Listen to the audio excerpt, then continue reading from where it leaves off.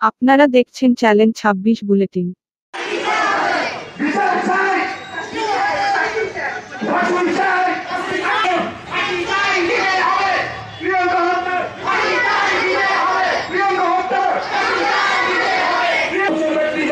আপনারা আছেন তাদের কাছে একটি অনুরোধ যে আপনারা হচ্ছে সন্তানের একটা পুরোপুরি উজ্জ্বল জীবন, যেখানে বাংলাদেশের একটা ভবিষ্যৎ, একটা মা জাতির সেই প্রিয়াঙ্কা মাত্র ষোড়শীকে নির্মমভাবে ধর্ষণ ও হত্যা করা হয়েছে। এর প্রতিবাদে আজকে আমরা সবাই এখানে একত্রিত হয়েছি।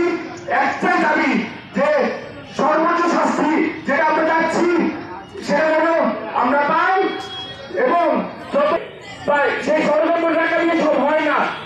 আমরা দেশে যে ন্যায় আছে সেটাই প্রতিষ্ঠিত হবে ইনশাআল্লাহ। এটাই আশা করছি যে আমরা সুষ্ঠু বিচার পাবো।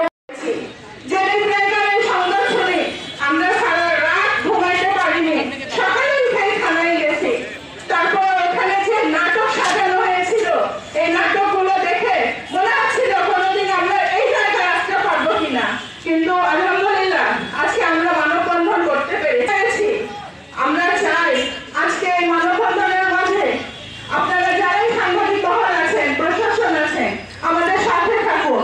কারণ আপনাদের বোন আছে, মেয়ে আছে, তাদেরও সময় এই কাহিনী হতে পারে।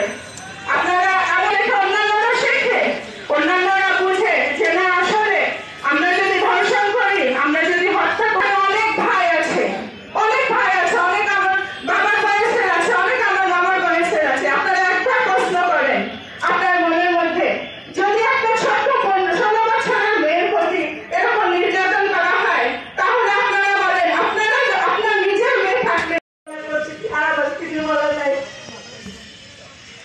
প্রিয়াঙ্কাকে কিভাবে দিনের পর দিন নির্যাতন করে হত্যার মুখে ঠেলে দিয়েছে সেটাই হচ্ছে তার মা আপনাদের সামনে বর্ণনা করলো। যে মা 10 মাস 10 দিন ধরে সন্তান গর্ভধারণ করে সংঘবদ্ধভাবে একজন মেয়েকে কিভাবে হত্যা করেছে, এটাই হচ্ছে আজকের এই মানববন্ধন থেকে আবার ফরিদপুরের বিভিন্ন স্তরের প্রশাসনিক কর্মকর্তা আমাদের সাংবাদিক বৃন্দ সকলের কাছে তার পরিবারের পক্ষ থেকে